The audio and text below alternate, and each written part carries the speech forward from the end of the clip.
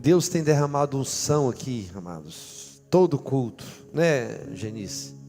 Acabou de dizer ali pra gente que foi curada domingo. Quando eu orava aqui, pedi para colocar a mão na enfermidade, na dor, e ela estava com um refluxo terrível e saiu daqui curada, para a honra e glória do Senhor. E eu tenho visto que muitas pessoas têm recebido curas, têm alcançado conquistas, e têm ficado calado muitas vezes.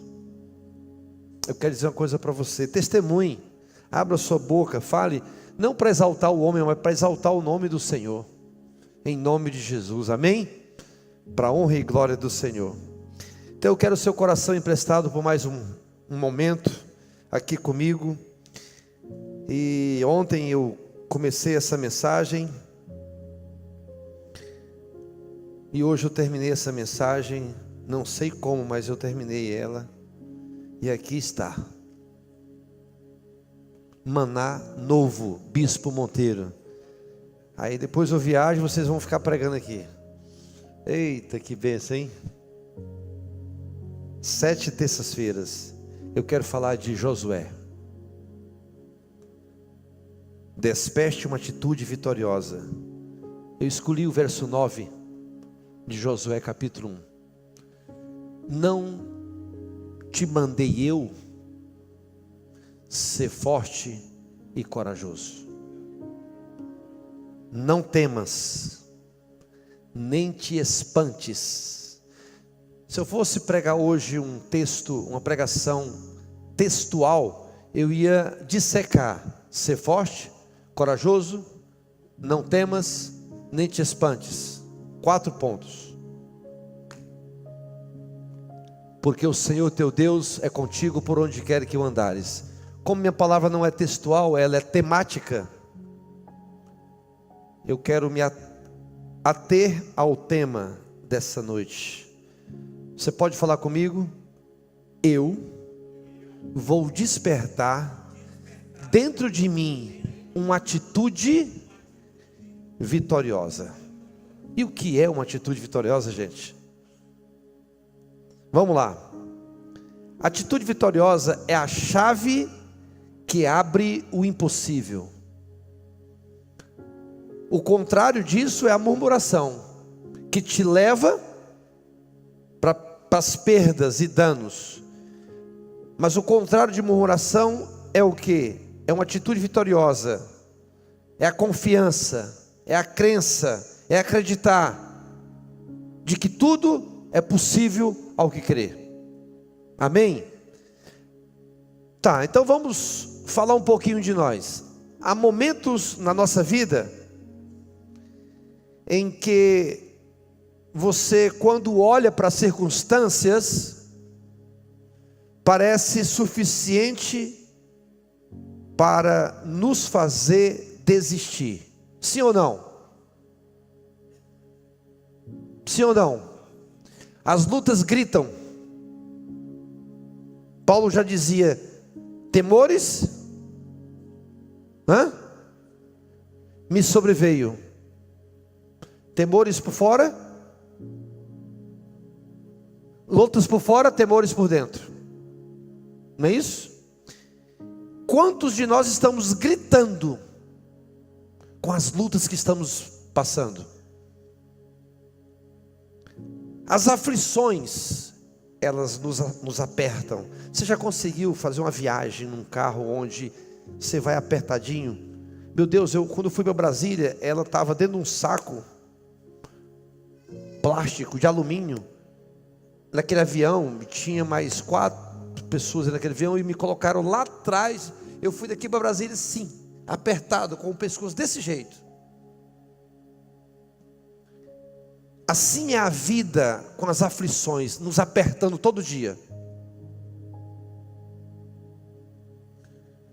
E os problemas que brotam como praga, todos os dias tem problema. Seja ele qual for a natureza, residencial, comercial, emocional, financeiro, espiritual, todo dia tem problemas. E esses problemas querem nos convencer de que não haverá mais um novo capítulo na nossa vida. O que a Leila, nossa irmã da cuca maluca, está vivendo hoje, ter a sua mãe diagnosticada com morte cerebral, avisaram ela hoje que iniciou-se o protocolo, parou-se de dar a medicação, amanhã provavelmente ela vai desfalecer, morrer. Ela já está tomando as providências. O que será que a nossa irmã Leila está vivendo nesse momento? Ela me ligou de madrugada, chorando, gritando. E aí, a vida diz assim: não tem um novo capítulo, acabou.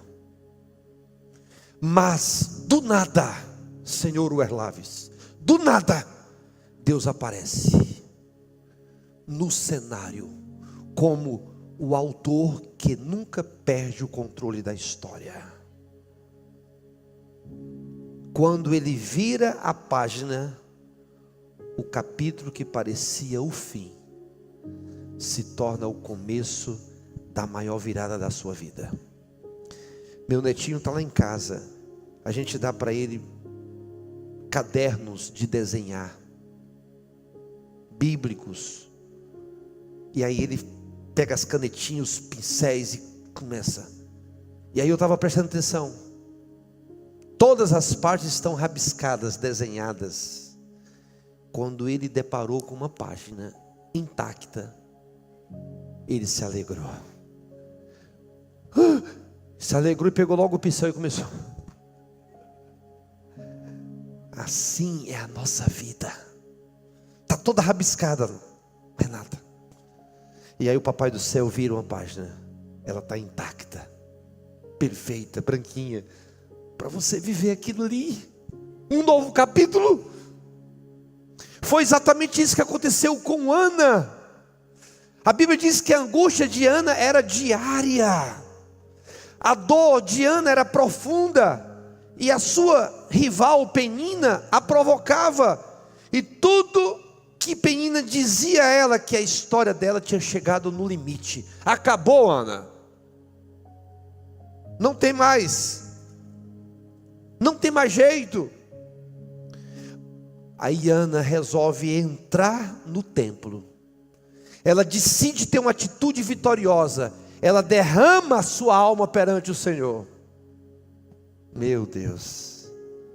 E aí Deus escreveu um capítulo que ninguém esperava. Nasceu Samuel. Um novo capítulo da vida daquela mulher. Ficou grávida, cara, e nasceu Samuel. Por isso nós passamos aqui 7 terças-feiras solicitando a Deus novas conquistas. Nós estamos pavimentando uma estrada para 2026 receber essas novas conquistas.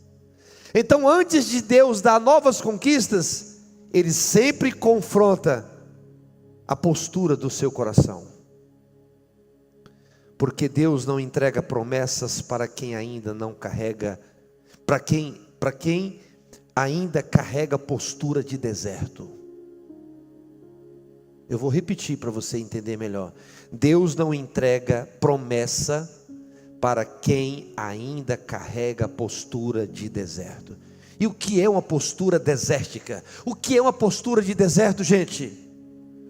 Pessoa desanimada, pessoa sedenta, com fome, cambaleando, desistindo. Ah, amado, Ele prepara o território, mas antes Ele prepara o homem para receber esse território. E é exatamente isso que acontece com Josué. O povo estava diante da maior promessa da história. Você depois leia o livro de Josué. O povo estava diante da maior promessa da história. Mas aquele povo, Diego, eles carregavam a maior insegurança da sua alma. Por quê? Moisés havia partido, morreu. A liderança mudou. O deserto ficou para trás. Mas a guerra logo estava à frente. Estavam no meio de uma transição. E é exatamente no meio dessa transição, Deus libera uma palavra que atravessa gerações. E essa palavra Deus liberou para a igreja Ágape hoje. Eu peguei 15 líderes aqui, levei em Imperatriz, em Palmas. Nós temos um grupo, nós estamos remoendo, nós estamos pensando, nós estamos orando. Pelo menos eu acho que estão, né? Ok, a coisa não está morta. Nós estamos orando. É uma equipe de transição. E esse momento de transição. Hoje eu peguei um Maxim, fui para casa. Aí o senhor é pastor? Sim. Aí eu fui me apresentar na igreja. Essa igreja é em célula? Eu falei, ainda não, mas ela vai ter célula assim o ano que vem. Então eu estou vendo as coisas contribuindo. Nesse momento de transição, tem guerra pela frente. O deserto ficou para trás. A liderança mudou. As coisas estão acontecendo. A virada de chave está virando. E qual que é a palavra? Essa é a palavra. Não te mandei eu ser forte e corajoso. Não te mandei eu? No dia 26 de novembro de 2004, Deus me levanta e disse assim: abra a minha igreja. Reúna o povo na sua casa. Vai e faça a minha obra. E hoje Ele fala para mim: eu não te mandei eu? Continue sendo forte e corajoso. Eu não posso me desanimar ao ver aqui apenas vocês. Porque se eu me desanimo, eu estou desacreditando em quem está aqui. Pode ter um. Aliás, pode não ter nenhum, como foi na pandemia. Quantas vezes eu preguei aqui só para os bancos, eu sozinho. Mas o pessoal estava conectado. Não interessa. Eu não posso me desanimar com as circunstâncias, com o processo. Entenda isso, amado. Não te mandei eu ser forte e corajoso. É como se Deus dissesse assim: Josué, a terra é grande.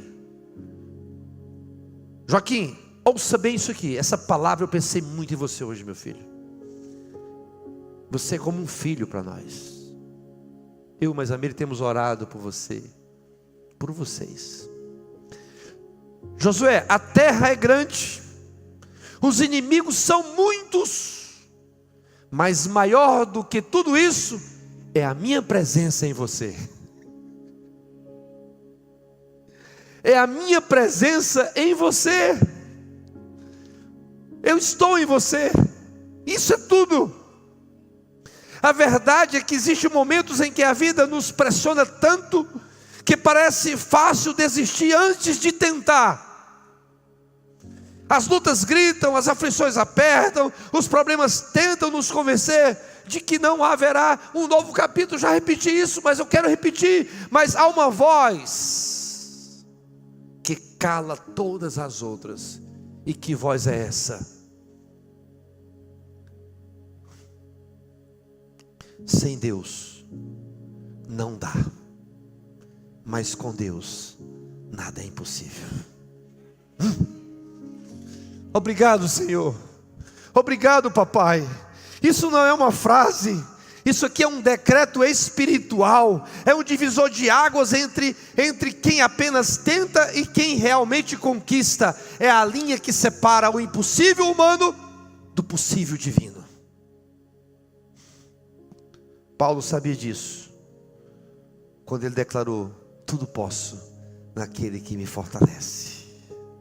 Se eu soubesse cantar, Tatiana, eu ia cantar essa música aqui, mas eu não quero que você vá embora agora, eu vou ficar calado. Tudo posso naquele que me fortalece. E também ele diz assim: em todas essas coisas somos mais do que vencedores. E aonde está a revelação disso? Alexa, na tela. Você não vence porque as circunstâncias mudam, mas você vence porque sua identidade mudou. É claro e óbvio. Não é porque as circunstâncias mudam, não, mas é porque você mudou. Jesus não te chamou para ser animado pelas emoções. Você não é pinto que é animado debaixo de uma bacia. Talvez ninguém conhece isso, né?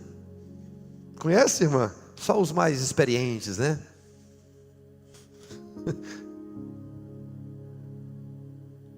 Jesus nunca te chamou para ser animado pelas emoções, mas Ele te chama para ser sustentado pelas convicções.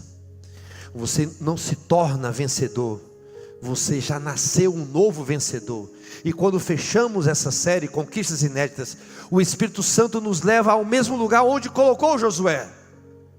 O lugar onde a vitória começa antes da batalha. O lugar onde o medo recua e a fé assume o governo. O lugar onde a promessa fala mais alto do que o gigante. Jesus, Ele está dizendo para mim e para você hoje: filho, olhe para Josué. E Josué é o mesmo significado, porque o nome de Josué antes era Oséias, e foi mudado para Josué. E Josué significa Yeshua, ou seja, salvação. E aqui Josué não era apenas sucessor de Moisés, ele era um homem moldado na presença. Então ele era discípulo fiel, soldado obediente, líder resiliente e carregado de uma coragem que vinha do alto. Assim como Jesus veio não para falar do seu nome, mas ele veio para apresentar o seu Pai. Eu vim para os que eram meus, mas os meus não me receberam, mas aqueles que me receberam, deles o poder de serem feitos filhos de Deus, a saber, os que amam e temem o meu nome. Por isso eu quero dizer para a igreja que ele veio, se humilhou, ele foi servo, ele foi fiel, obediente, levado à cruz como matadouro, nem sequer reclamou, mas ele foi fiel, assim como Josué, discípulo fiel, soldado obediente, líder resiliente e carregado de uma coragem e de uma convicção tamanha que ninguém conseguiu arrancar isso de dentro dele. Enquanto 10 espias viram gigantes, Josué viu portas abertas. Enquanto o mundo e o diabo vê você derrotado, quebrado, Jesus vê você vitorioso e próspero, em nome de Jesus Cristo de Nazaré. Amado, pode glorificar o nome do Senhor com vontade, porque é assim que tem uma atitude de vitória. O povo viu muralhas, Josué viu Deus, o Deus que derruba muralhas. Enquanto muitos recuaram, Josué avançou, porque uma atitude vitoriosa não é comportamento, uma atitude vitoriosa é convicção. É convicção. Nada pode nos separar do amor de Cristo Jesus. E é isso que o Espírito Santo veio despertar dentro de você hoje. Abra suas mãos e receba essa palavra profética. Em nome de Jesus, eu declaro nessa noite, a partir dessa noite, toda voz de medo será silenciada. Toda insegurança que tentou te paralisar será vencida. O espírito de força, firmeza e coragem vai incentivar o teu espírito hoje. Você vai entrar no mês, na estação e no ano das conquistas inéditas. Assim como Josué, você vai cruzar o Jordão, vai marchar sobre a promessa e vai viver o que ninguém na sua casa viveu. Uma atitude vitoriosa está sendo despertada dentro de você agora. Receba, igreja, em nome de Jesus.